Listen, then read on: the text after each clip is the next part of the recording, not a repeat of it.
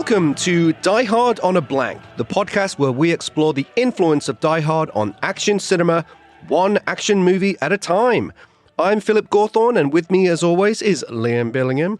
Today's film is Cliffhanger. It's Die Hard on a Mountain. Phil, are you a climber? Are you a climbing type? Do you like to go out on the mountain?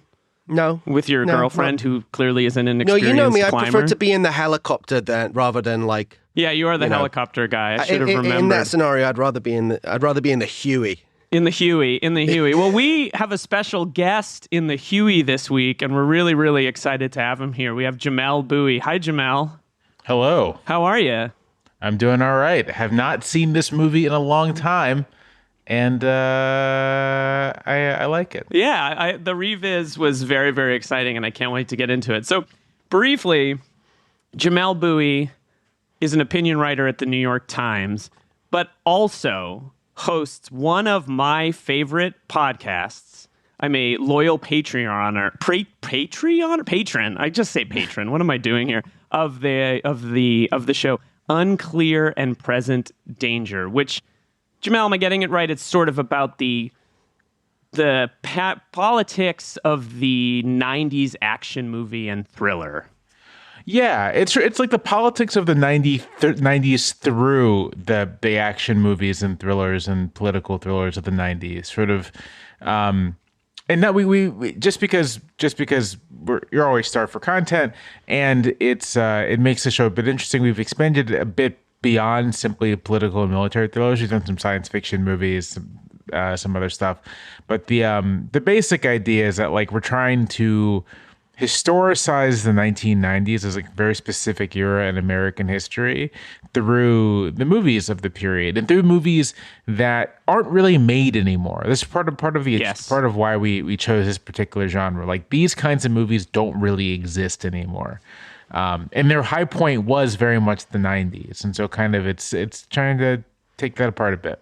Yeah, and when we decided to launch this pod, I sort of discovered your pod, and I was like, oh, I feel like we have sibling pods here doing slightly different things. But like, one of the things that we love is every time we watch one of these movies, and I feel like a very old man saying this, but I'm like, they just don't make them like this anymore. Like, especially at the end of Cliffhanger, which is the film we're talking about today.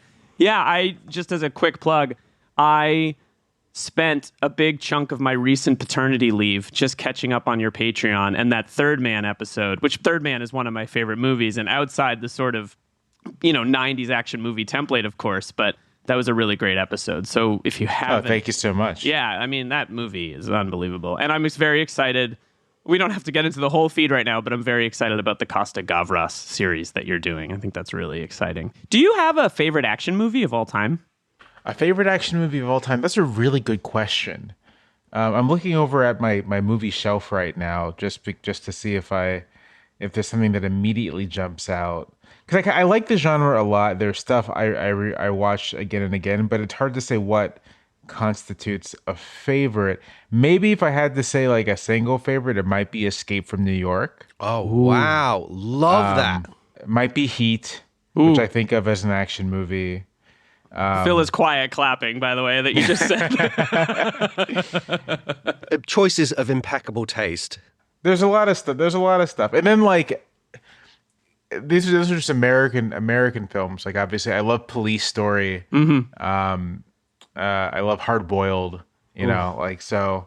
We covered that, and I think we recorded for 4.5 hours.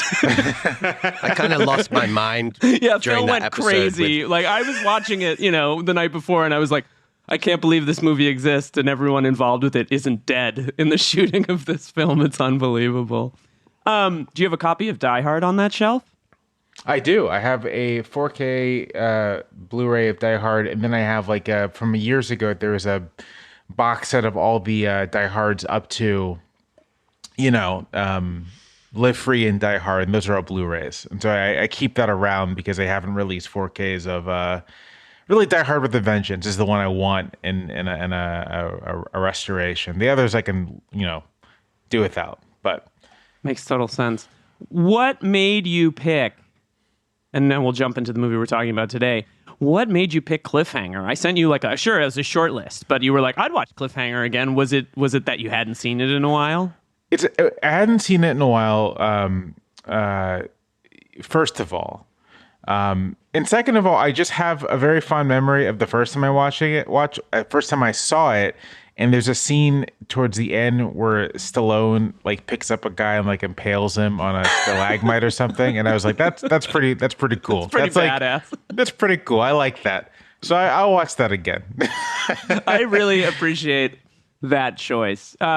Phil, you're a Stallone head? I think my voice just cracked. Let me say that again. You're a Stallone head, I would say. Yeah, this right? is our first Stallone, so it's kind of an exciting moment. We're what is this, our 14th episode? We haven't done a Stallone yet.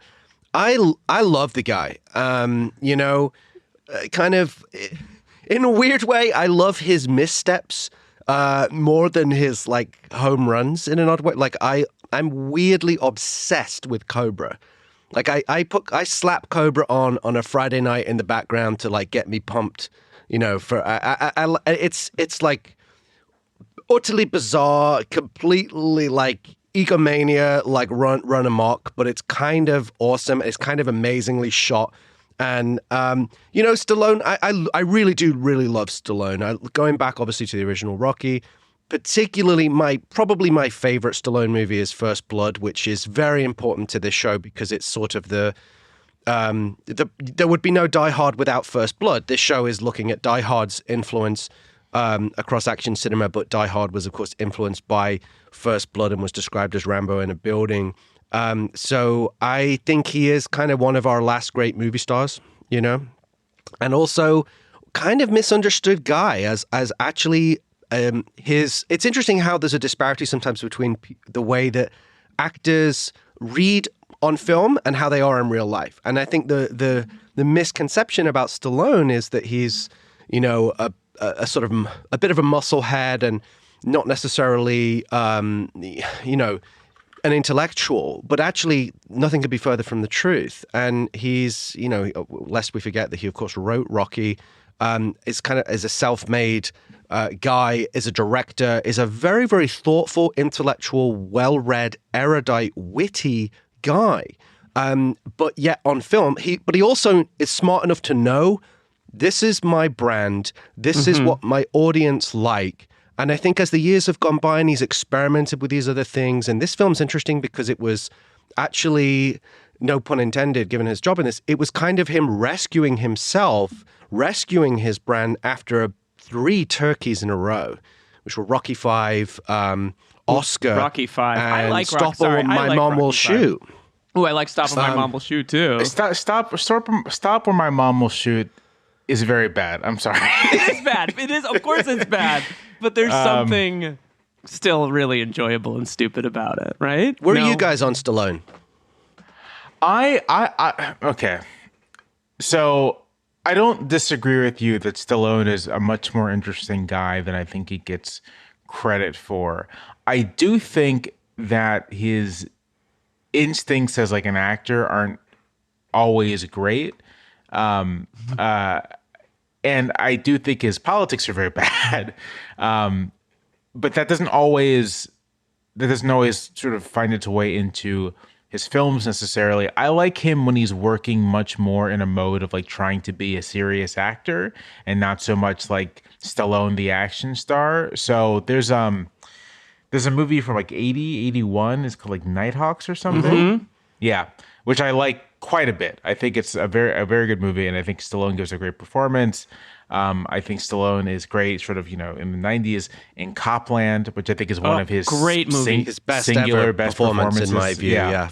And I kind of wish Stallone had done more of that throughout his career. This is why I like his performance in Creed so much, because it was just like a much more serious, like subtle performance. It was a performance. It wasn't just this cartoon character that I think unfortunately defines much of his legacy as an actor. I just want to pick up on one of the points that you made there, which about his politics, because I was just reading a lot about how aligned he was with the Reagan era politics and how that was Rambo was embraced by Reagan personally, and it kind of caught the national psyche in that time. And But yet, with this film, one of the reasons why I was so interested as to why you picked it and why you wanted to talk about it was that, unlike so many of the films that you so expertly unpack on Clear and Present Danger, in terms of your extrapolating what they're saying about the politics of the time, this film, to me, is, unless I'm missing something, is utterly apolitical. And one of the few films that we've done on the show that there's no theme, it has nothing to say. There's really no political context for it whatsoever, except maybe Eric Quaylen's backstory, which is sketched over, So I was really interested, given that you're so interested in that political analysis. Why this movie? I mean, although I am very much interested in political analysis, sometimes I just enjoy a dumb movie. It's a great answer. And so this was in a funny way, precisely because this is not my podcast at all. I thought it'd be fun just to sort of tackle something that isn't so explicitly political. Although on Unclear and Present Danger, we do sometimes watch films that aren't especially political, but you can always glean some political content or context from the film. Cliffhanger is a little difficult in that regard because it very much is a kind of a straightforward, I guess you'd call environmental thriller.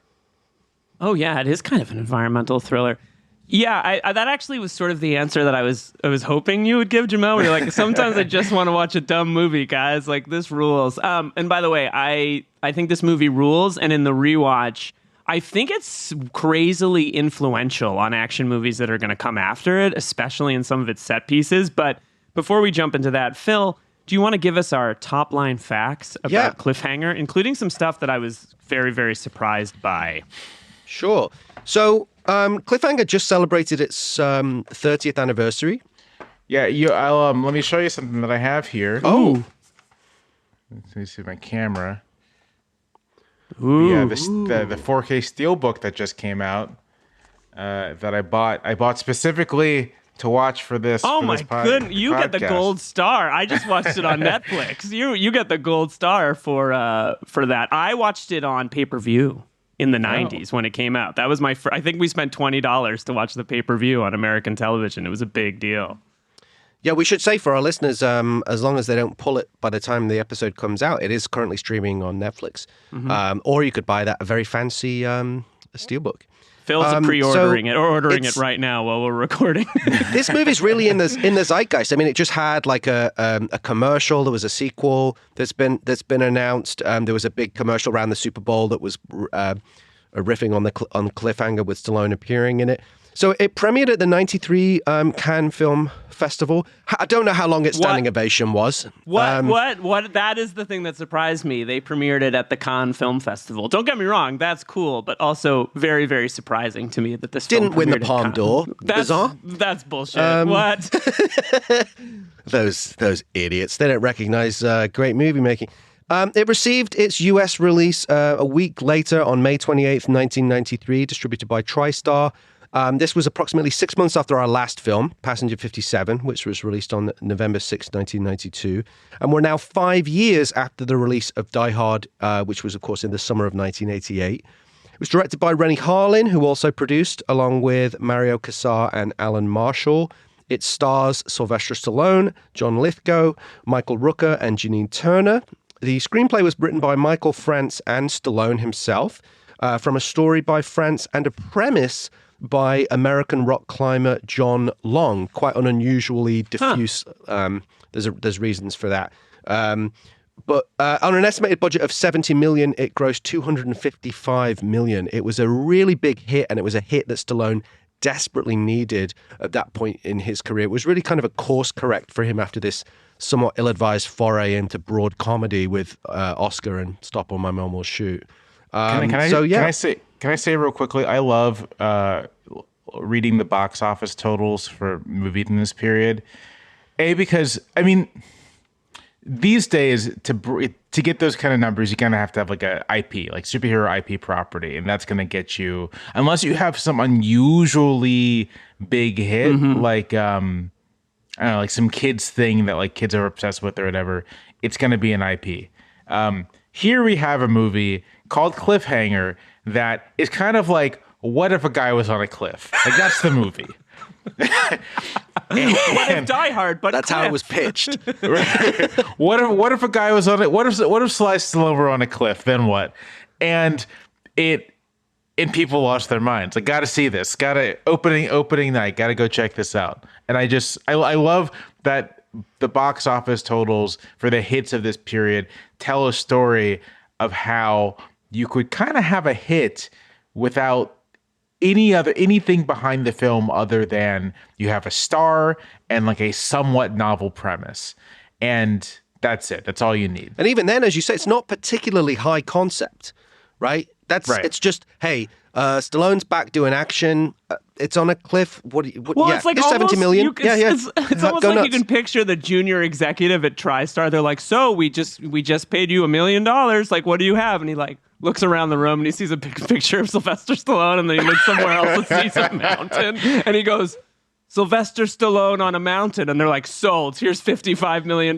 Get Rennie Harlan. Like that. Well, it's interesting because it was actually kind of we won't get too bogged down in production history, but Rennie Harlan and Stallone were supposed to do this other film called Gale Force that was like Die Hard in a Hurricane, which later sort of became in Hard a weird Rain. way like Hurricane Heist. Oh, okay, right. I would suggest.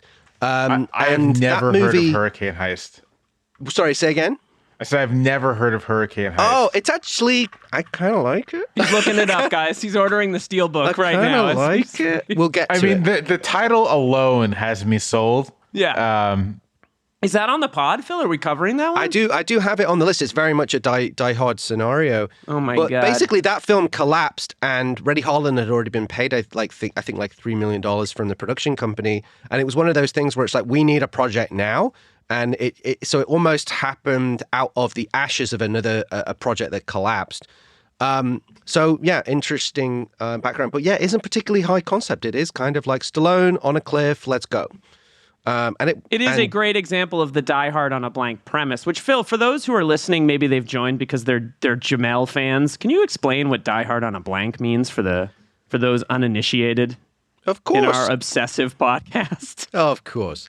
So, Die Hard on a blank is cultural or industry shorthand for any movie that utilizes this particular storytelling paradigm, which is broadly bad guys take over a blank, plane, bus, hot air balloon, whatever it might be, and it's up to usually one guy or group of folks to fight back. In this instance, it's essentially Die Hard on a mountain.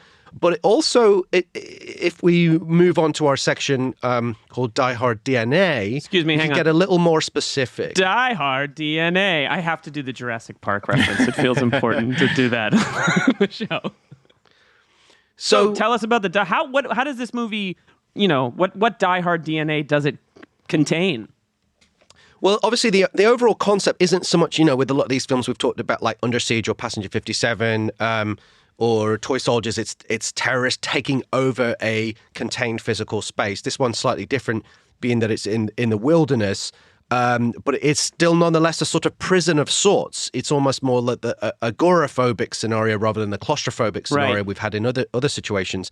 More specifically, the correlation with Die Hard is the heist, right? This is a group of ruthless bad guys pull off this audacious heist. Innocent people are caught in the middle of it, and it's up to one guy to save the day, which in this instance is Sylvester Stallone. In terms of like personnel, we have Rennie Harlan helming, who of course was the director of Die Hard 2. Production designer John Vallone was also the production designer of Die Hard 2. Numerous other Joel Silver pictures, including Predator and Commando. Same editor as Die Hard, Frank J. Urosti. Producer Mario Casar produced the Rambo movies. We mentioned why that's relevant earlier. The original First Blood, of course, inspired Die Hard to an extent. And the cinematographer, Alex Thompson, would go on to shoot Executive Decision, which features some very similar aerial sequences, including a mid-air transfer. So definitely plenty of this film is chock full of Die Hard DNA. Die Hard DNA. Oh my God. What a ridiculous joke. Executive Decision is great. I can't wait till we cover that one on the show. I feel like it comes up every episode. It does. That's a fun movie. A fun movie also because who is it? Seagal gets knocked off the board very early. Absolutely. Have you done that one yet, Jamelle? No, we're moving. We haven't yet. We're moving in chronological order, and so we're currently in 1995. I don't think Executive Decision comes out till 97. I think it's 97. Yeah, I think that's true. That's a pretty regular rewatch for me, and I also am excited, completely as a tangent, for you guys to get to The Peacemaker, which is also a 97 movie that I also love, like really unabashedly love The Peacemaker. 97 is a good year for this movie because I think this kind of movie, because I think also The Siege comes out in 97, maybe that's 98. Enemy of the State is around this time. All the ones that people really think of are like hitting about now. Well, and to your point earlier about how like there was a time when you could make what if Die Hard but on a mountain. There was also a period of time like in the late 90s when on one Friday night you could go see Enemy of the State, and the following Friday you could go see The Executive Decision. It was like we didn't know how good we had it in that period of time. You know? Yeah. Absolutely. It's amazing how many people involved with the previous Die Hard movies or Die Hard 2 came back for this, and you could just feel that like one thing that I think we've entered with this period, especially having covered Passenger 57 last week, is we're getting to the point when like these movies are coming at a clip, like a very, very regular clip. And it's a little bit of like a golden age I know it's felt that way but it's like the fact that we had Passenger 57, then we're going to move on to this. Then we have Last Action Hero. The fact that these movies were all coming at this crazy clip, like we're entering this great moment in terms of these kinds of movies, these kinds of action movies.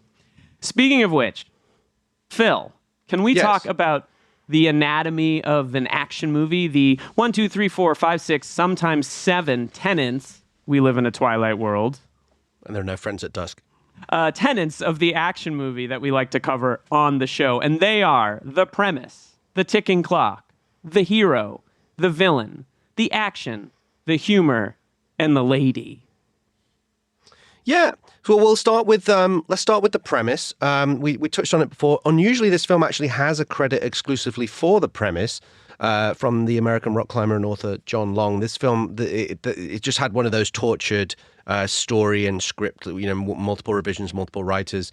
Ended up being a kind of negotiation, and there was like a lawsuit, and he ended up getting this credit. But I think it's a great premise, which is thus. After an attempted mid-air heist of a treasury plane results in a violent plane crash, experienced mountain climbers Walker and Tucker are taken hostage by the ruthless thieves who coerce them into helping them find the missing cases of money. But this also connects to the ticking clock and the kind of paradox, which I think is kind of genius, which is as soon as they find that money, they know they will be killed, as they will have served their purpose. So that is such an interesting wrinkle, right? That, do you know what I mean? Like that essentially means that our two heroes have to work together to run interference, and disrupt the plan whilst still being coerced into finding this money, but they can't actually achieve that goal because that will result in their death. Quite interesting. Yeah, it's funny you say that. It made me think a little bit about some of the, this is a beautiful movie to look at when it's not, clearly a set, no offense to the movie. And sometimes when there's a little bit of, there's a shot of Janine Turner towards the end of this movie that she like stands up and looks around. You're like, woof, early green screen. Hello, nice to see you. But there's something almost like a Western in the scope of this movie where it's like, yeah, it's existentially like, if these guys do it, they're going to die. When they do it, they're going to die. And I appreciate that it sort of has this kind of like, this is a brutal movie. This is like kind of a brutal, it's silly, but it's also relentless. Yeah, where would you rank this amongst other Die Hard on a Blank kind of movies, Jamelle, in terms of its premise and conceit? In terms of its premise and conceit, I'd say it's one of the more interesting ones, precisely because it is the confined area is still sort of like an open space, right? Sort of it being the wilderness, even though they are climbing mountains in quite an isolated place, the expansiveness of it just makes it a little more visually interesting. Kind of like you can tell the writers, filmmakers have to think a little more creatively about like how are you going to create obstacles for the characters, because you can't rely on a small enclosure to do that work for you. Like one of my favorite Die Hard on a blank movies is Under Siege, and I like Under Siege despite the fact that it is in a lot of ways like a straightforward rehash of Die Hard, and it's more or less rehashed because it takes place in this very confined space. And so you're kind of like doing a lot of the same stuff you did in that original film and in its sequel.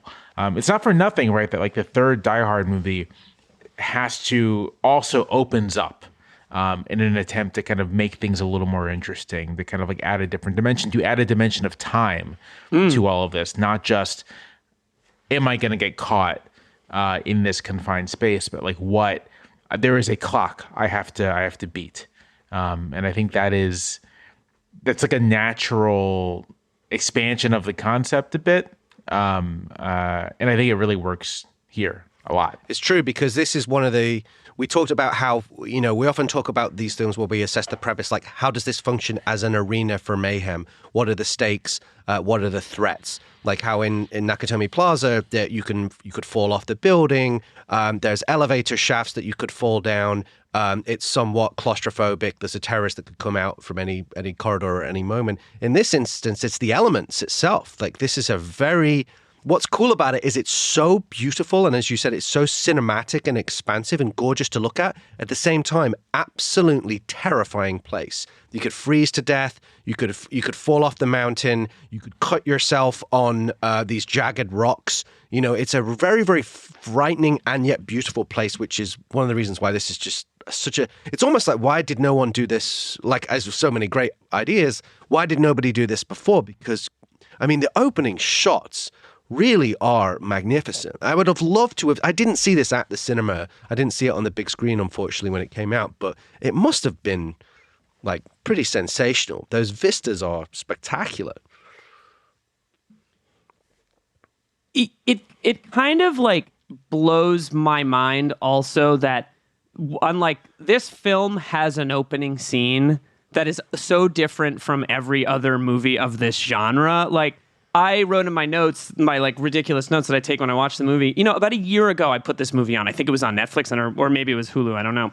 And I almost skipped the first scene because the first scene is like so brutal and I think kind of brilliantly executed and so extreme that were it not for the violence that comes up later in the movie, you're like, why is this in like a summer thriller that came out, as you said, in May of 1992? And I think what's really impressive about the setting and all these elements is that like you could just fall and die here. Like it really takes advantage of that. There's the great moment towards the end when Janine Turner, this is when she walks in front of green screen, by the way. Janine Turner hears the helicopter and Lithgow kind of comes up he comes up in the helicopter and she assumes it's Frank, and then he pulls out that gun and it's like, well, where are you going to go? Like, I had a moment of like, she could just, turn and run the other way, but I'm like, oh no, she's on a cliff. The movie is called Cliffhanger. Like there's no escaping the reality of it. And it does it kind of as well as any of these does. It's almost like taking the broken glass in Die Hard and putting it everywhere that this movie takes place, right? Because it's such a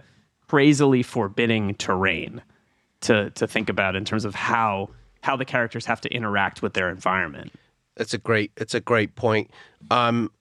While you talk about that opening scene, which takes us in nicely into our hero section because it sort of defines our hero's flaw, but could you just very briefly describe for anyone that hasn't seen the movie just what exactly happens in that opening scene? Yeah, I mean, so in the opening scene, we get the beautiful vistas of... did they shoot this in Colorado? Do you guys know? Italy, but it's subbing... Oh, Italy. Yeah, they shot it in Italy? Yeah, the exteriors. Oh.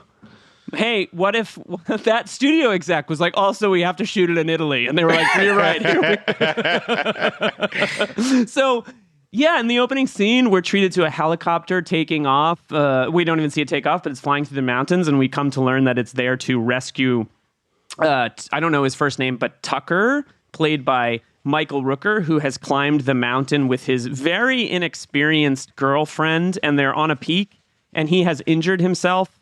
And Stallone as Gabe Walker is simultaneously climbing the mountain to save them. The helicopter lands on another peak and they throw a line across and they hook it up to the mountain, and Tucker, played by Michael Rooker, goes across, and then Stallone sends Sarah, Michael Rooker's girlfriend, across, and I think the most harrowing shot in the movie, we see the plastic on her carabiner or the clip break, and after Sylvester Stallone tries to save her unsuccessfully, she falls to her death, thus solidifying the probably the most sort of interesting antagonism in the movie, in my opinion, which is between Sylvester Stallone as Gabe Walker and Michael Rooker as Tucker. And it's very unfortunate that their last names are Walker and Tucker, because they're so close together that I have spent this whole spiel being like, which one am I talking about right now? But it's really harrowing, and it's like a haunted hero character, like in our previous film, Wesley Snipes in Passenger 57. Do you guys feel like it's just a little too much, or do you think it works really well? I think it works great. I think it works really well because the sequence isn't particularly long, and it does a very good job of just like giving you the emotional stakes of this relationship, and also critically telling you the kinds of thrills you should anticipate in this film, right? Like, you're gonna watch this, we're gonna be on mountains, it's gonna be all of that, it's gonna be very tense. So you get a preview, a nice little amuse-bouche of the rest of the film, but then also establishing emotional stakes for our two characters. And I think it actually works quite well in that regard. And there's a point I wanted to make about that too, which is, and that, just piggybacking on the point you just made, which is, I think it serves a similar function as the plane crash in Die Hard 2, in the sense that it's Rennie Harlin doubling down on like, hey, no one's safe here, right? Like, right. You don't know what's going to happen. This place is terrifying. These are the stakes.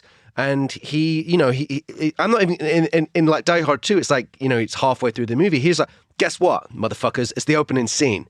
I'm doing this, and it's like, right. It really is setting a tone of, like anything can happen. But and I did want to just, before we get into our more analysis on the hero, I think Rennie Harlin is kind of a bit of a cinematic sociopath, right? Like, he started in horror. He started with Nightmare on Elm Street 4, and he seems to take a weird glee, and this film's full of it, in like kind of sadistic moments, like the sports guys getting shot in the back, and so the moment with the rabbit, which was actually there's a sequence where the rabbit's running around, and he actually had it shot, and they had to Stallone had to pay $100,000 of his own money to reshoot that bit because test audiences they killed the bunny? Rebelled. So basically, Rennie Harlin, Meanie Bobini. Yeah. I think he might. He's kind of got a real cruel streak. Rennie, you okay? You okay, Rennie? Yeah, I mean, I think for me, something that felt true in watching this and more in the conversation, and it could be once again the appearance of John Lithgow as the villain, but there's a little bit of what we talked about with Ricochet, the vulgar auteurist quality to Rennie Harlin, where he kind of wants to put your face in the mud and like keep it there, and like, to talk about our heroes, I feel like the movie kind of has two heroes. One is Sylvester Stallone as Gabe Walker, and the other is Rooker as Tucker. And like their relationship, this trauma that opens the movie that pushes them apart as best friends, I would say, and also ruins his relationship with Janine Turner. They're both kind of like, from my point of view, equally important. Like he loves his bro as much as he loves his girlfriend in the movie. But I feel like it's very clear at the end of the movie that Sylvester Stallone and Janine Turner have kind of worked out their differences. But I'm not sure that Michael Rooker and Sylvester Stallone are going to be, best friends. Like, it's funny how quickly she falls and how quickly it cuts to him looking at him like, you son of a bitch, you dropped my girlfriend. It's like, it's not his fault. She's on the mountain, my dude. Like, you brought her up here. So I feel like, yeah, he's a really, really dark and sadistic filmmaker, but he's aided by the fact that I think both of these guys are pretty good in this movie. Rooker in particular is just like batting, like he's 150%. Every word he says is like, and this is that Rooker phase with like JFK and all these other movies where he's just like, he comes out the gate, and Henry, the Portrait of a Serial Killer, where you're just like, Days There's of no Thunder actor as like well. this guy. Like, yeah, he was Right. having a I'm big looking moment. real quick to see what. So yeah, 90 Days of Thunder, JFK, 91, Cliffhanger, Tombstone, also 93. Oh, right. Yeah, I love Michael Rooker. I think it's unfortunate, and this is why I think he does quite well cast in a film like JFK, or he's in Mississippi Burning. It's unfortunate that Michael Rooker looks and sounds like a Klansman.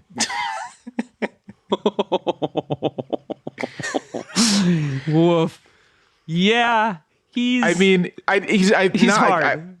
I know he does not hold those views whatsoever. It's just sort of like if you had to like draw a picture, like what does a guy like an old Southern racist look like? And you might draw a picture that look like Michael Rooker. Well, and he has that sort of way that, you know, his face is hardened and like his jaw sticks out a little bit. And like he can just slip into that. I mean, quite frankly, slips into that role quite naturally in those movies. Like in my head, I'm like, is he in A Time to Kill? Like he I literally feels just like thought the same thing. Like I was like, he must have been in A Time to Kill, like burning those crosses, right? No, not at all. It's sort of like, or Midnight in the Garden of Good and Evil, these sort of sweaty Southern films that deal with race or whatever the case might be. I think it's the reason he never sort of became a leading man, but he stayed around. I think that's exactly for right. 35 years because he just has the look and cadence of a supporting actor, a great supporting actor. And he's worked consistently. Now he's like in the Marvelverse, and you know he's kind of had this even extra, like not even a second act, but you know just a turbocharge at the end of. He's a character actor. But he's like a top this career character actor. Yeah. But how do you guys feel about like this part, Gabe Walker, in the pantheon of Stallone's other roles? It's a good question. This is my favorite I grew up watching the Rambo movies. I didn't grow up as much with the Rocky movies, though I like them. And in some ways, this is my favorite Sylvester Stallone movie, just because it was the one that was on in my house all the time. We taped it off pay-per-view. Like, I watched it all the time. God, it feels like we taped it off pay-per-view.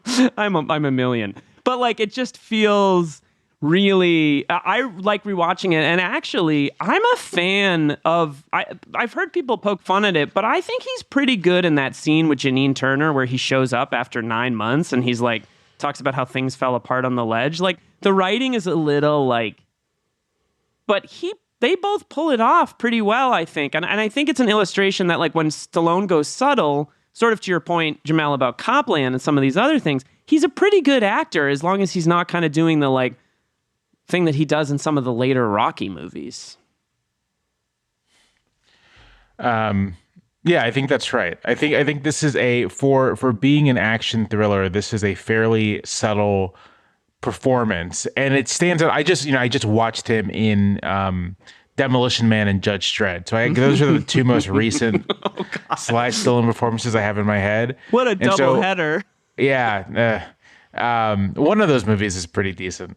Judge Dredd, right? No, I know. yeah, Judge Dredd. That's the classic.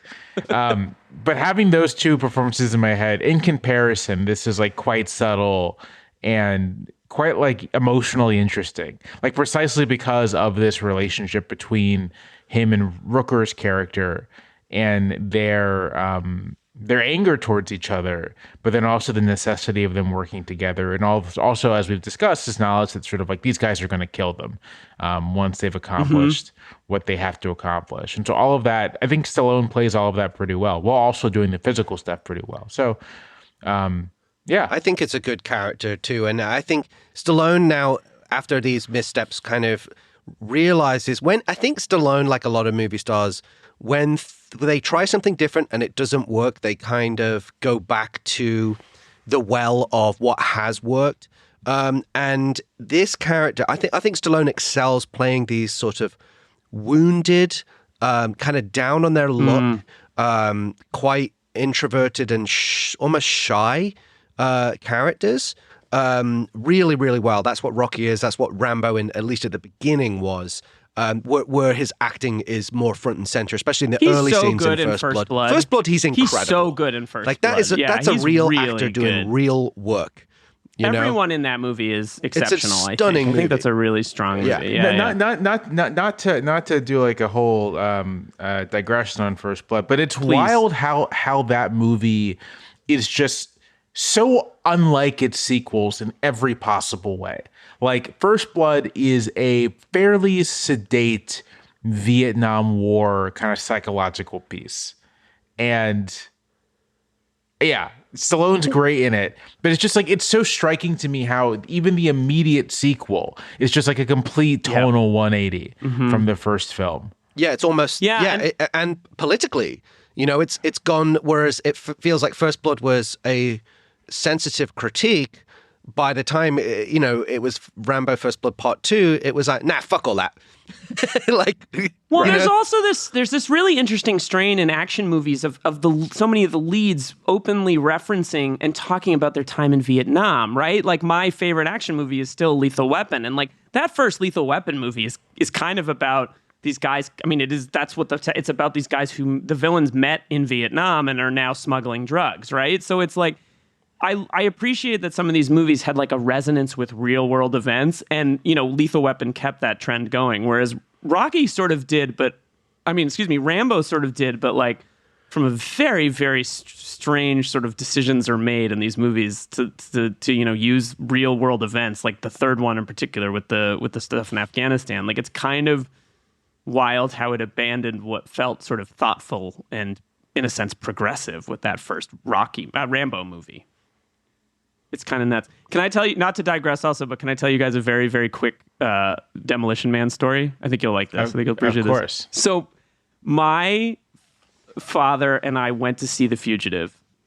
We were on vacation. I think we were in Cape Cod, and it was like a Thursday morning screening, or Friday morning, maybe the day of it. It was quite packed. It was quite a packed movie. And we're sitting in the movie theater, and the trailer for Demolition Man comes on, and like, in 95? Is that when that 94, 95, when that movie came on? I don't think anyone had quite seen it. And the trailer is just preposterous. Wesley Snipes and the blonde hair and like all this crazy stuff. And like, it's like this insane trailer. And it ends and it goes black and the movie theater is silent. No one reacts. And my dad very loudly goes, "That looks like a good movie." And the entire movie theater just like lost their minds because no one knew what to do with that movie. And when it came out, no one knew what to do with it. And now it's kind of like, Jamelle, to your point, kind of a little bit of a bizarre satirical classic. Yeah, I mean, I think that has everything to do with Wesley Snipes' performance, which is just completely unhinged in the best way. Takes a character that could actually be very offensive and just completely makes the character his own, but then also gives this like huge and super compelling performance. I think it's Stallone's fine in it, and like the movie actually kind of drags a bit in the middle, but Wesley Snipes is truly excellent. Like, it's truly a great Snipes performance. How do we think it stacks up against John Lithgow as the villain Eric Quaylen in this film? I love Lithgow so much. He's so good, man. I love Lithgow. Walker, like just the extent to which this guy is chewing it. Rooker and Lithgow are just gnawing on everything conceivable. Every piece of mountain is in their mouth in this movie. Phil, you said it's Gruber-esque. Do you want to talk a little more about that? We know very little about him, but I wrote down the one sort of bit of backstory that we had. Which is when the FBI guys are bringing the Treasury agents up to speed, and they're like, "Oh, this is the guy we think might be pulling this off," and he's described as, quote, "a former member of military intelligence who found out it's more profitable going to the other side. Industrial espionage, hijacking diamonds from South Africa, theft and disposal of millions in negotiable bearer bonds." Bearer bonds. They're back. They're always there. Bearer bonds. Oh my goodness. Yeah. So and clearly, and I have another quote which we'll talk about later about how directly I think he was going for the Rickman vibe. But I do have my lukewarm take is Lithgow actually bad in this? Because that accent is not an English accent. I have to. This is a personal cultural critique. It is. Like, are you offended that it's like, why do all the bad guys have to be vaguely blandly British in Passenger 57 and in this movie? Look, it's not a good English accent, but he's such a great actor that you can quickly get past it, right? It kind of does. You're like, oh, he's trying an English accent, and I stress the word trying. But he's so entertaining, and like he's just such a great actor that it doesn't even matter that his accent is fucked in this movie. Can I say something that might anger you? And I'm curious, Jamelle, if you had the same experience as a younger person watching this movie, but I was pretty sure John Lithgow was English when I was 11 years old. Like, to be totally honest, I was like, that's an English person. You hadn't met any English like, people, presumably. Maybe, well, I don't know. It's hard to say. But I don't know. Is he bad? I think he's appropriately ridiculous in this movie. And most of the villains in this movie are ridiculous. Yeah, I'm not sure. Just because when Lithgow is in this mode, I'm not really going for him for like fidelity, you know? It's just his insane energy is what I want to see, and I think he brought that here. He is absolutely incredible in the final sequence when he's on the helicopter and just like throwing one-liners like, we used to have the money, now we have each other, and you're like, yeah. Also, it's it's now constitutional law that every action film has to end with one of the characters going, "It's just you and me now. It's just you and me now, yeah. Jack." That has to happen, like, and it happens, and we're like, yes, ticked it off the list. What are your guys' general... I know we have our award we give, or we have our category that we talk about, and I feel like bringing it up right now. Phil, do you want to cue us off with our favorite question about the villains in this movie? Who's your favorite terrorist? Who's your favorite terrorist? The thing was, I didn't lean on it too heavily today, but if you have thoughts, because it trod a little on some of our categories later, but if you have a favorite terrorist, throw him in the mix. I find... Go ahead, please. No, you go ahead. I find every villain in this movie so goddamn obnoxious, with the exception of Lithgow, that I'm like, I don't like any of these people. I sort of like Travers because I think that guy is a good but like, why are you shouting every line, my dude? You can just say things sometimes. And also, we talked about this with Toy Soldiers. I hate when like the terrorist has a machine gun and like their hostages are moving forward and they're like, move faster, and they hit them. It's like, what are we doing here? It's a mountain. We're walking as fast as we can. So I'm pretty like turned off by most of the terrorists, though I will note this, along with Passenger 57 and the future, and I think recently covered on Clear and Present Danger, Die Hard of the Vengeance, another movie where the villain has like a lady sidekick who he may or may not be romantically involved with. Yeah. Like he at one point when he kills her, that's a great moment, but like they're kind of maybe together. I sort of appreciate that, like that is part of this movie and a trend that we're seeing. Jamelle, what are your thoughts? Do you have a favorite terrorist or thoughts on these terrorists? Yeah, I like Rex Lynn as Travers. I like Rex Lynn whenever he shows up. In part just because he's like a huge dude. It's always fun to be like, that guy is giant. What else is Rex Lynn in? So he's in many things. He's in Sniper, which came out also this year. He is in Wyatt Earp, Clear and Present Danger, The Long Kiss Goodnight, The I love that movie. Rush Hour, Ghost of Mars. Who is he in Clear and Present Danger? I'm trying to remember. He's just a detective. Oh, okay. Oh, that's right. I love that movie. Just as a side note, I think that movie's great. I also love. There's a little movie. Shout I want to do about Rex Lynn, which because usually he's like he's almost so ubiquitous that you almost think he actually is a cop in real life because he just reads that way.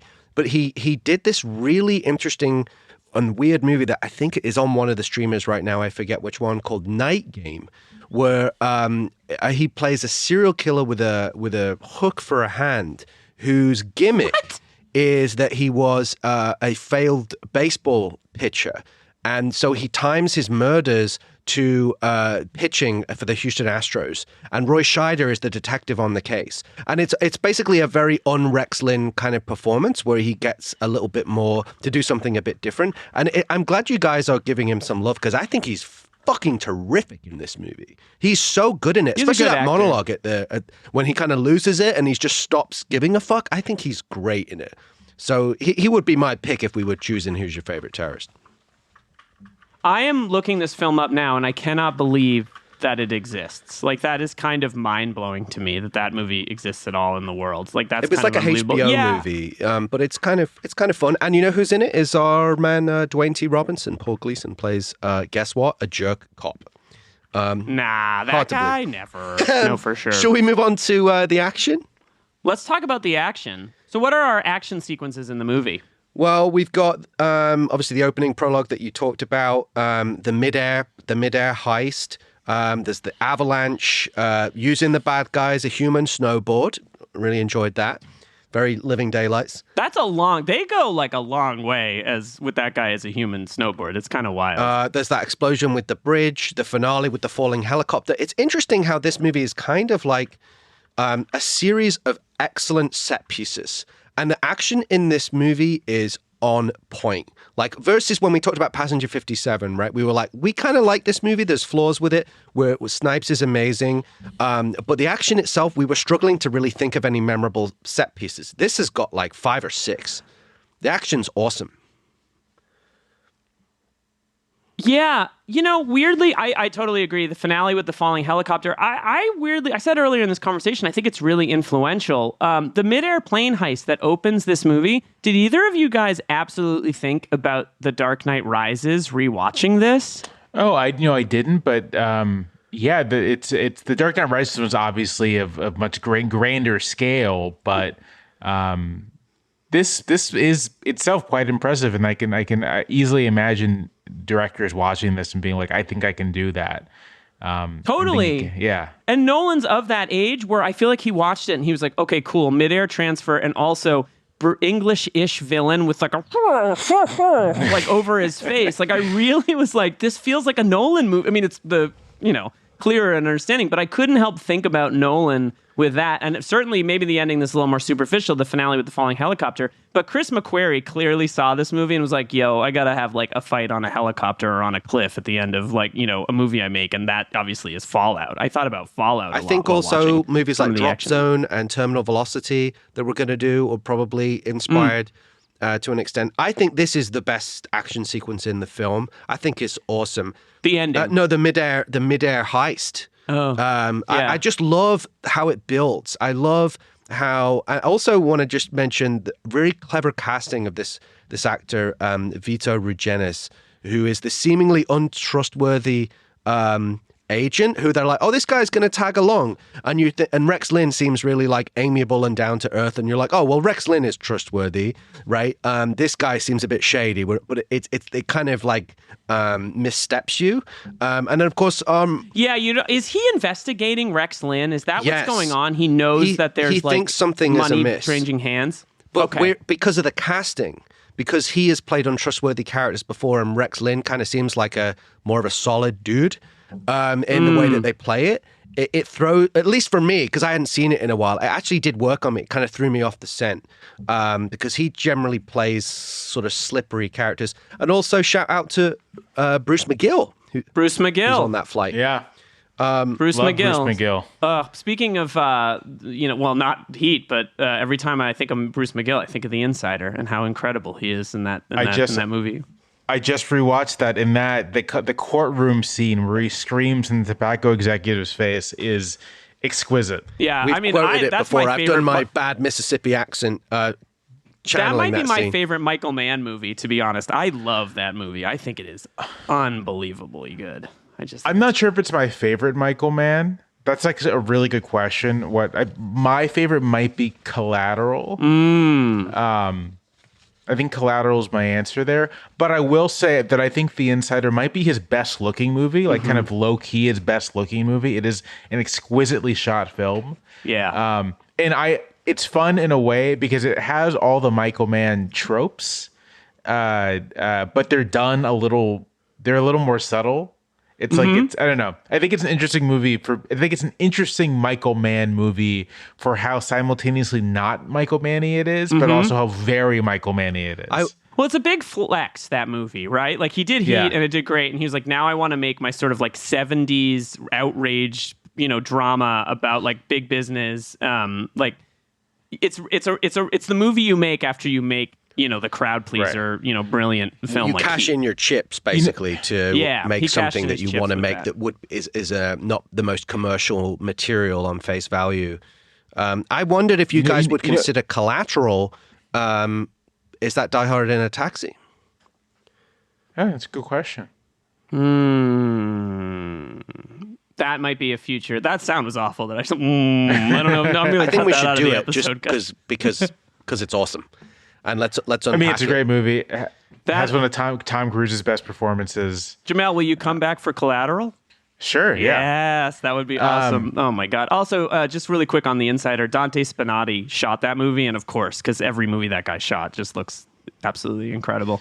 The other thought I had just in the type of movie The Insider is, it is, obviously The Insider came up before this, but it's like Inside Man, like Spike's, which is a movie that is like not, it is both free of a lot of the most obvious Spike isms, but also is a very quintessentially Spike Lee movie. And it's very much a flex. It's Spike Lee doing, you think that I do these sorts of like, social criticisms, race pictures. I'm just going to do a straightforward, very 70s inspired New York thriller. And it's going to blow everything out of the water. It's like a Sidney Lumet movie, kind of. It is. Way. It's very much like a Dog Day. I would compare it. I mean, my immediate comparison point for it is, this is not a Sidney Lumet movie, but the Taking of Pelham 1, 2, 3. I think they're very much sort of like it's the milieu of New York as well, like a cross section of New York City, right? But in a heightened crime scenario. I would suggest Inside Man is also has Die Hard echoes, because Taking a Pelham 1, 2, 3 was also kind of inspired Die Hard. So it all comes back, baby. I'm also just picking up on what you guys are saying, and that like Spike still manages to say all the things that Spike likes to say in that movie, which is just like, I remember seeing it in theater and being like, holy crap. Also, like Denzel just oozing, like, we didn't get enough. I mean, we certainly got enough Denzel as action figure, but like we certainly didn't get enough Denzel as like, kind of cop or like private detective, like, the kind of early Denzel movies that I wish he had the opportunity to make more of. He's just oozing charisma, cool low-key charisma in that movie. And Willem Dafoe. It's a really, really great movie across the board.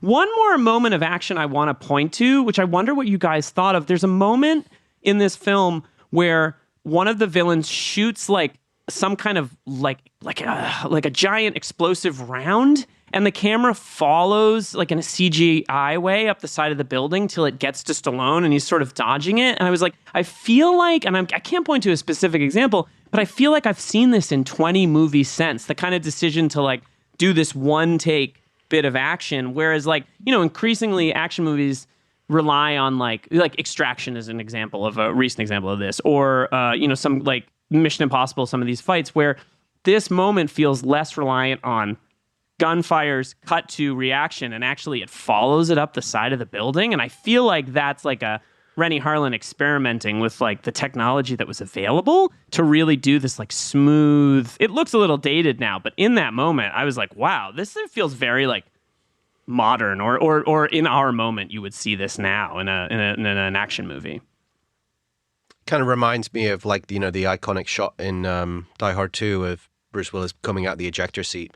That Rennie Harlin would create space for these flourishes, within, and it all goes back to, what Stephen E. D'Souza said about him, which was both, I think, compliment and not a compliment, which was, Rennie Harlin is a great shooter.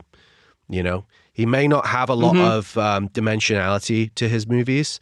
They tend to lack theme. They tend to lack they're not trying to say anything, but when he hits, they are really entertaining, and he can shoot the shit out of action.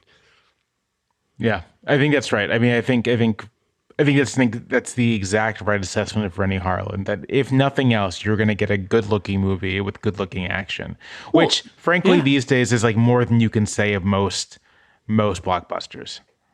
Yeah, absolutely. And I also think he gave us two, I would say, of the more iconic images of heroes in movies, which is Bruce Willis flying into the air when in the ejector seat in Die Hard 2, which is incredible, and then Stallone diving off the exploding bridge. Like, I think that those are like, when I think of Cliffhanger. I just like I felt that you queued me up for my. It only took an hour to get to that impression, so I'm very impressed. No, I think he's one of those guys that we will remember as like, you know, I feel like a little bit after this he makes Cutthroat Island and like, I mean, he makes Long Kiss Goodnight, which I think is great. I think that's his best. I think is really good. Is that a Shane Black script? Yes. Wow. Yeah, and then he makes Cutthroat Island and things, and then he makes the Exorcist film, and things kind of start to, you know, I think his reputation suffers. But now, you know, looking back, it's like, man, this guy really knew what he was going for, and he did it unapologetically well, I would say. Do you want to discuss the lady? I don't know. I think we can skip the humor because there's not most of it. I'm saving again for. There's not a ton of humor. There's a few funny one-liners, but I'm saving them for the Oscars. Keep your arms and hands inside the vehicle at all times. What about that line? That's a pretty good line. I thought that was a hoot. No, I'm pretty good. Do you guys have any thoughts? I mean, Janine Turner, it's great. I grew up in a household where Northern Exposure was on TV a little bit, so I have a little bit of like love for her, but I don't have much to add. I don't like in these films, and I admit it's a product of the time a little bit, when a very self-sufficient female character is told at the end of the movie to run away. Like she's clearly shown that she like has mettle and is adept, but it's always like, get out of here, I gotta do this myself. And I don't know. It's just you and me now, Jack. Having seen that has to happen. So neither scriptwriters nor directors seem to know really what to do with these sorts of women characters in their films at this point in time. Like it's either the hero tells them to run away, or you have like a scene where that character fights like the woman henchman of the main guy. They have like a cat fight scene. And that's how you kind of like resolve their thing. Interestingly enough, Demolition Man does have, because Sandra Bullock is like the co-lead in that. And she ends up, her whole like resolution is she kills a guy using violence to solve a problem, a thing that she's not supposed to do. And then Stallone like knocks her unconscious to keep her from sort of like doing, engaged in the much more the climactic violence of the film, which is like an interesting way to do it. So it's not like she has a fight and it's like a guy, like she kills a dude, and then she's taken off the board by Stallone. It's like an interesting variation on it. Well, there's also, you made me think of the moment, Jamelle, earlier in the film where he's fighting Leon in the I always forget which one is which, the cave, and she jumps down and kicks him in the face, and then he knocks her out. And this is like a moment to kind of reflect, to me, like, this is a gross movie. Like, this is a violent, it's really entertaining, it's really fun, but like, sometimes the violence in this movie, you're like, oof, like, he's beating the shit out of, he beats the shit out of, Leon's mouth is bleeding, and he's like all messed up, and he like, he has this whole speech. Like, I sometimes forget that there's like there's a really grotesque quality. As I say, it comes from horror, like he does enjoy a bit of sadism, on screen.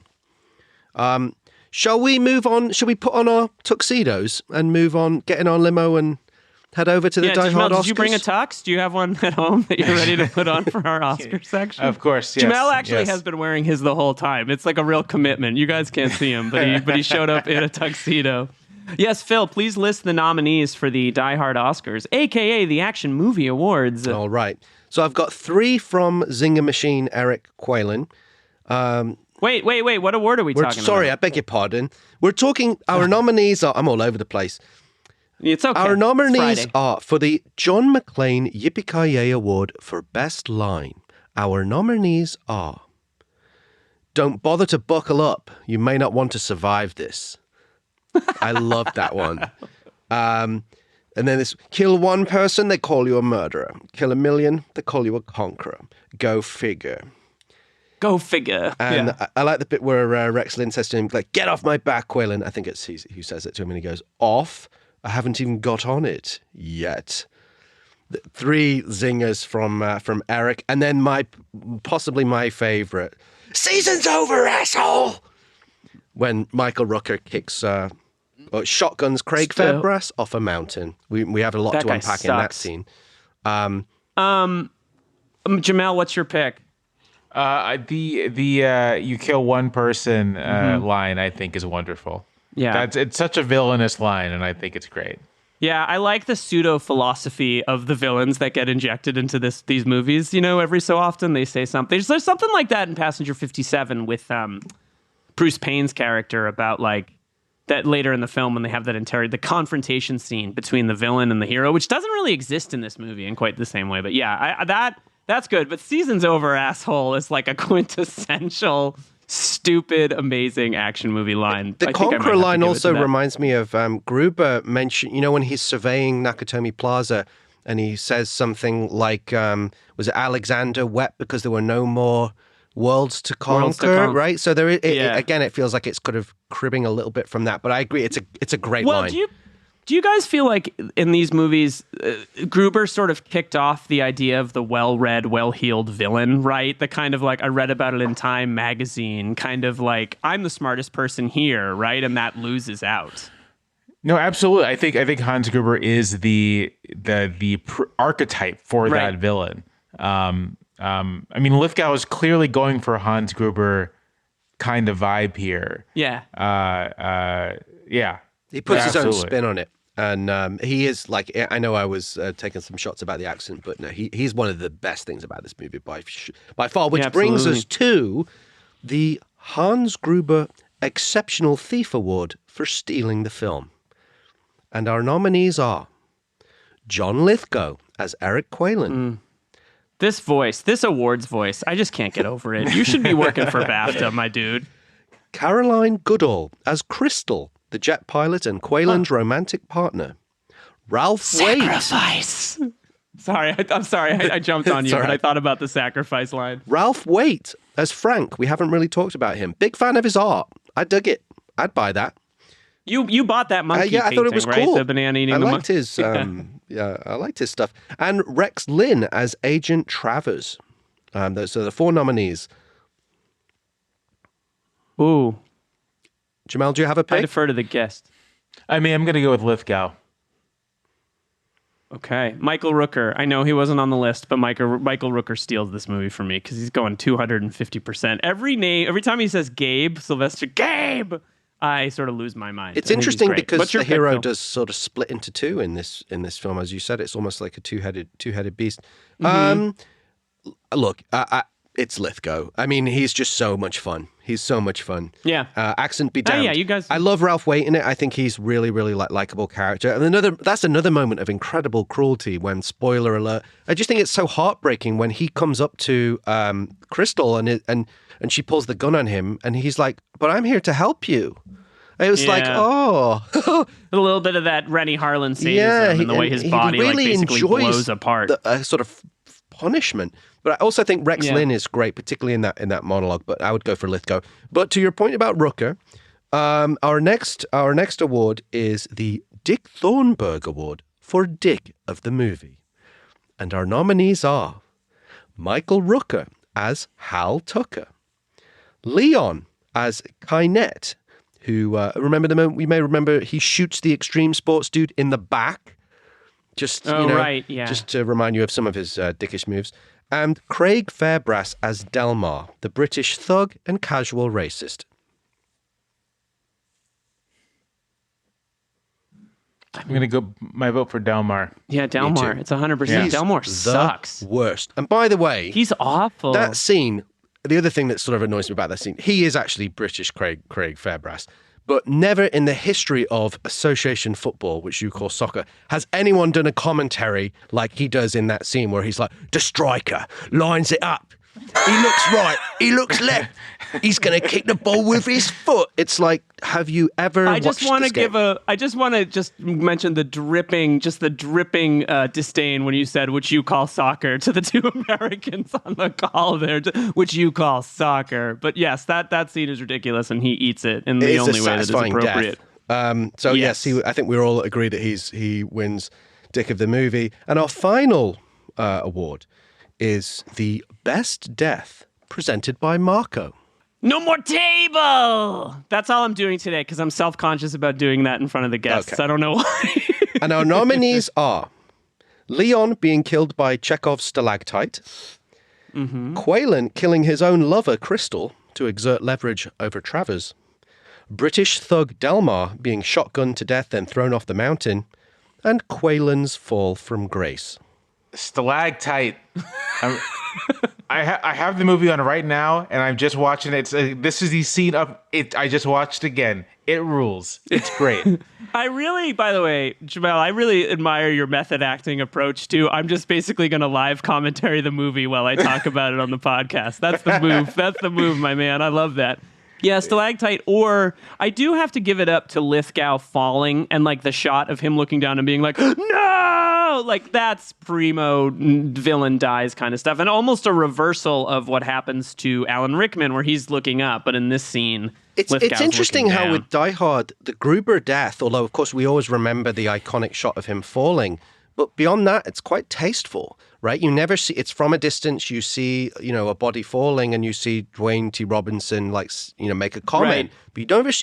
You never. It doesn't like wallow in it in the way that a lot of other films do. Like in this one, where you get to see the close up of like no, and it kind of does it in a more tasteful way. What's your pick, my friend?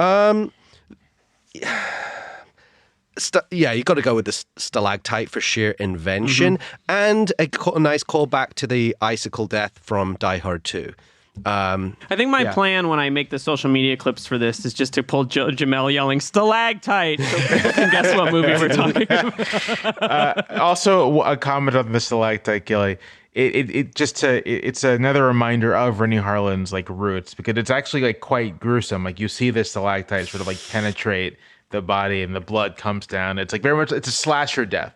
It's not like an action film death. It's a slasher death. And he enjoys a bit of gore. I think, all right. So we all enjoy a bit of gore on this podcast. Should we move on to our final quiz section? Time. Yes. Which is our double Jeopardy quiz / trivia. Now, I have to pivot slightly because which is an occupational hazard, is that sometimes one of my trivia questions gets stepped on by something that comes up in the show. But luckily today I did prepare a backup piece in my ankle holster. Oh my goodness. So two of them are going to be a little similar. It's your little Derringer that you keep in the boot. Yeah, exactly. So okay, so are we competing or are we collaborating? You can decide. I think, Jamelle, what do you think? Are we working together or are we competing here? The winner gets a set of steak knives. A set of steak knives. A set of stalactites. Let's work together. Oh, I love this. This is great. Excellent. Okay, great. All right. Question. I will send you half the stalactites then. Okay. Okay. All right, guys. Here we go. And the rules are simple. I'm going to ask the question, but then if you want, there is a clue available, meaning you can phone a friend, aka you can radio Al Powell. Okay. Okay. All right. Here we go. Good. Question number 1. Which legendary actor, who at this point in his career had previously played both a Bond villain and a Batman villain, was originally cast as Eric Quaylen before being replaced by Lithgow at the last minute? A Bond villain and a Batman villain? Christopher Walken Is the correct answer. Wow. He plays Max Schreck in Batman Returns. Oh, that's right. So wait, just real quick. Do you know what true love is? I can't do it. I'm trying to do sacrifice. Like I'm trying to do it. I was wondering if you wanted to try a Walken impression, but they're really hard. Give me a line. Give me one line. What about the Conqueror line? Oh, that's too long. I can't do it. No, that's too stressful. Never mind. Oh, that's so interesting. But listen to this. I mentioned earlier about Lithgow and the Rickman thing. So I found this quote which explains this from an interview that he did with GQ, where Lithgow said this. He said, "I think I had been cast as the sort of second villain. My role was supposed to be played by Christopher Walken, but he bailed and they sort of moved me up the night before. I remember sitting around with Rennie Harlin trying to decide what nationality Eric Quaylen was. Was he an American Secret Service man? Maybe a South African? Or how about an Englishman? It was literally that. And I said, I don't think I can master South African overnight. I think we should make him something other than American. Let's just go the Alan Rickman route." And the rest is history. Quote. All right. Now, my second one... Good get. I would not have gotten that. View to a Kill. My second one was two of the actors who played Treasury agents on the hijacked plane, the aforementioned Vito Reginis and Bruce McGill, both appeared in Which Michael Mann film, which we already talked about. I'm going to ask Insider, a different right? question, which is the keep. It was the keep. Yeah. they were both in the keep. So I'm going for my backup, and then we'll go for the final question. So my second question is, which iconic British musician and sometime actor was Rennie Harlin's first choice to play the role of Quaylen? Sting. Good guess. No. Incorrect. Okay. All right. I see where you're going, though. Johnny Rotten. No, I don't know. Do you want to call Al? Yeah. Call All Al. right. He previously appeared in Tony Scott's film debut, The Hunger. Oh, David Bowie. Yep, David Bowie was who Rennie Harlin wanted first. And that's a real sliding doors moment for David Bowie's career. Wow. I would watch that. That would be amazing. It didn't occur to me to guess David Bowie because it's just David Bowie seems too classy. He really kind of does seem too classy. But it's interesting if you think about Bowie and Christopher Walken both have a similar sort of like physicality, and they're both sacrifice. They're both very thin, wiry. Okay, Walken does Bowie. Go. I just did it. Oh wow, Walken does Bowie. Brian Ferry of Roxy Music was also briefly considered for the role, so it gets weirder and weirder. I love Brian Ferry. Me by too. the way, this is a thing few people know about me. I actually fucking love Brian Ferry. You heard it here first on the Avalon, podcast. Boys and Girls. Love that guy. Me too. Yeah, I'm all it's good about Roxy stuff. Music and Brian Ferry. All right, final You guys question. should start a Roxy Music pod. I'll subscribe. Yacht Rock. I would talk about that for a long time. All right, let's go. Last question is convoluted corner. Corner. Corner. Okay. Final question. As we all know, Rennie Harlin directed Die Hard 2 in 1990. But Harlin would also go on to direct an action thriller for WWE Studios with a premise that was decidedly similar to Die Hard with a Vengeance. What was the name of this 2009 action film? Is this a John Cena movie? Is it The Patriot? No. No, it's not that. Is that in the ballpark? It's 12 rounds. Is correct. Wow, Jamelle, you should have just chosen to compete with me here. I don't know what you're a good man. That's absolutely right. To have just pulled it was the 12 weight rounds here. You get all the stalactites Okay, and thank stalagmites, you. but you have to put them up because I can't remember which one is which ever. The premise of 12 Rounds was a detective discovers his girlfriend has been kidnapped by a criminal mastermind and has to complete 12 challenges in order to ensure her safe release. Sound familiar? It's not a good movie, but it's totally a great, you just need something on while you're doing something else movie. When you're writing, do you just have movies on in the background? It depends on what I'm writing. If I'm like really working on a column that like record that I have music on or something. But if I'm like working on something, if I'm like researching something that doesn't require a ton of my attention, basically if I don't have to like really think, I can throw a movie on in the background. Usually a documentary, actually, just because like I don't feel I have to like look at the screen as much. I can kind of just like listen. Smoother rhythms, kind of a little bit too. I would imagine. Yeah. Like it'd be hard to watch Cliffhanger and like right. be like researching whatever happens to be going on. Wow. Final thoughts on Cliffhanger, guys? Thumbs up. Yeah, thumbs up. This is such a fun movie. It is a really fun movie. I think we haven't done a ranking of the first 12 or 13 movies we've talked about, but like this is a top, at least of what we've talked about so far, top 3, top 4 Die Hard on a blank kind of movie. Like it just works really, really well. Ones. And yeah, it really is. I would hand that over. But the last thing I wanted to say about it was I consider it the Shake Shack of action movies, as in it's like elevated fast food.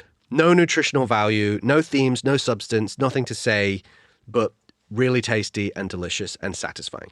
You heard it. Do you think we can get Shake Shack to pay for the podcast with that line? That's what I was Do you think hoping they would for. do So it? Sponsored SpawnCon for Shake Shack. That'd be great. Or maybe we can get that studio exec that got this movie greenlight. Jamelle, thanks so much for joining us on the show. This was so fun. My pleasure. My pleasure. Will you Thanks for come inviting back? me. Yes, of course. If you guys do Collateral, I'm back immediately. I think it's on the list, it is. right? Yep, absolutely. It is on the list. Fantastic. anything you want to plug? Tell us about like what's going on. You can read my column in the New York Times if that's your thing.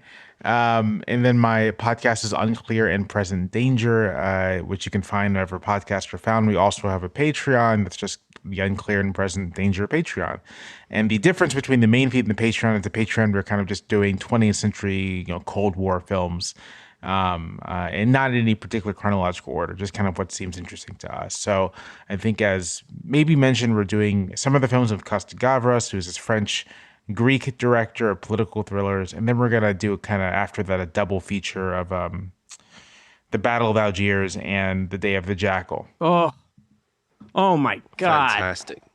Battle of Algiers is just such a master. It's such a masterpiece. One of the greatest movies ever made. We studied that on our film course. That was when I did my film degree. That was one of the films on the list. I think the CIA used it used it as a tool.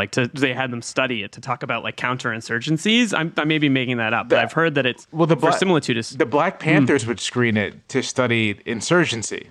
Oh, so it goes both ways. I mean, yeah, what a masterpiece. Well, listen, I can't recommend Unclear and Present Danger, both the regular show and the Patreon enough. I'm really not enough people talk about Costa-Gavras, and now his son is like a pretty accomplished filmmaker. Athena.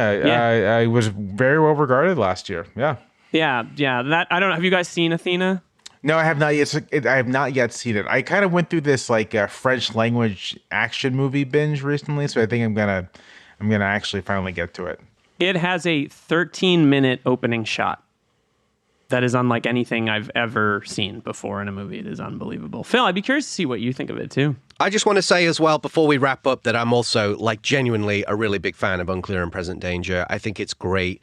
I wouldn't say that unless I really felt it. Like the Die Hard with a Vengeance one, I really enjoyed your analysis of the New York politics of the era, and I think it's such a cool way to kind of keyhole into the political zeitgeist of the time through action movies. It does something very sort of different to what we do here, but it's adjacent, and it's a fantastic podcast, and we're really, really stoked that you joined us today. Thank you so much. I really appreciate that. Thanks, Jamelle. Thank you, Jamelle Bouie. That was great to have him on the show. And really, please, if you have not, check out. We've said it again and again, but Unclear and Present. There's a lot of movie podcasts, and a lot of them are really great. And there's a lot of them, but I think that really what distinguishes that is, and I hope this one is, the clarity of purpose. They're not trying to give the definitive account or review of a movie. They're just talking about it in a context. Jamelle and his co-host, John Gans, they're talking about it in a context that they really can speak to. Jamelle being just this very smart writer for the New York Times, and John Gans is writing a book about the politics of the 1990s right now. And it's similarly to having an expert screenwriter like Phil on the podcast who can really talk about Die Hard, and me who can say stupid things and talk about how good things go boom. So there we go. No, don't really, do yourself down, Liam. Don't. Come on, be nice. Listen. Phil, I'd like to do something that we've never done on the show before. Will you bear with me? Certainly. That's not a great lead up to what I'm about to talk about here. I want to read a review. Where's this going? Phil, will you podcast marry me? I wanted to read a quick review that we got, and I just think is really great. And I've been meaning to do this for a while. Okay. We've gotten a couple of good reviews on the old Apple Podcasts app, and that seems to be the place to review podcasts. But I'd like to read this from Tony Wagner. 5 stars. Thank you. A must listen for action fans. Phil and Liam know their stuff, and they're great. Excuse me, let me start again. Phil and Liam know their stuff, and they're great at reaching beyond the more obvious influences to something deeper about both the movies they cover and the cultural currents that made them. Can't wait for the ep on Executive Decision.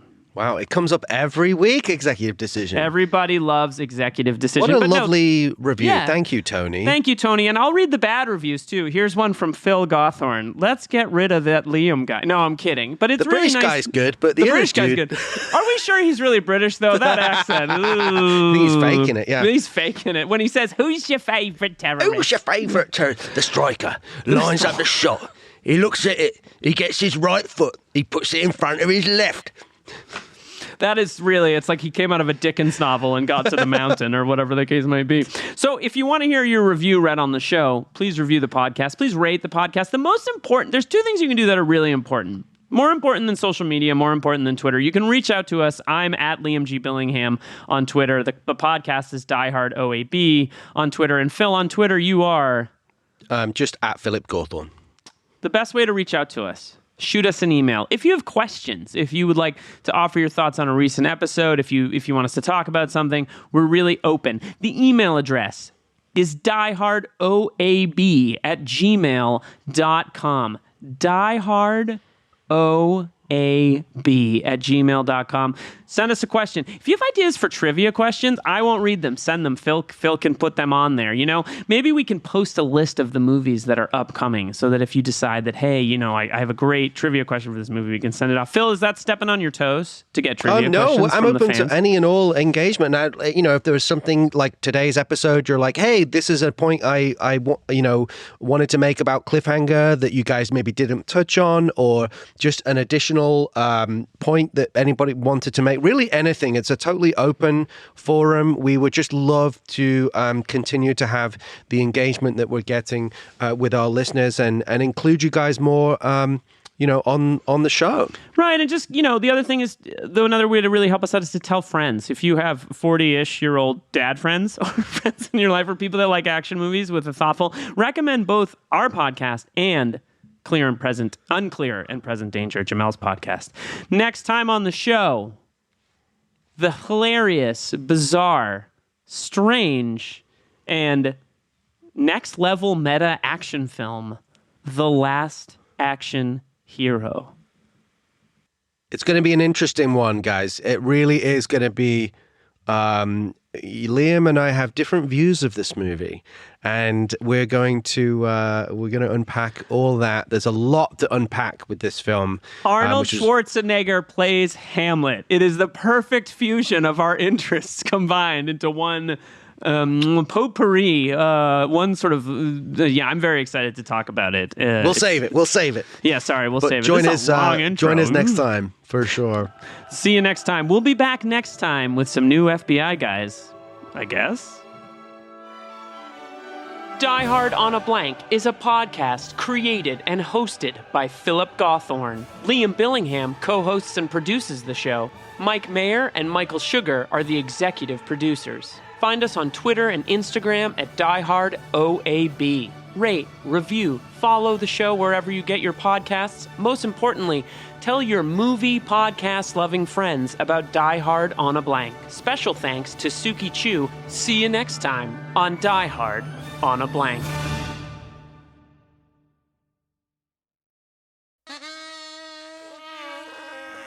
That's the sound of your current hype level at the gas pump.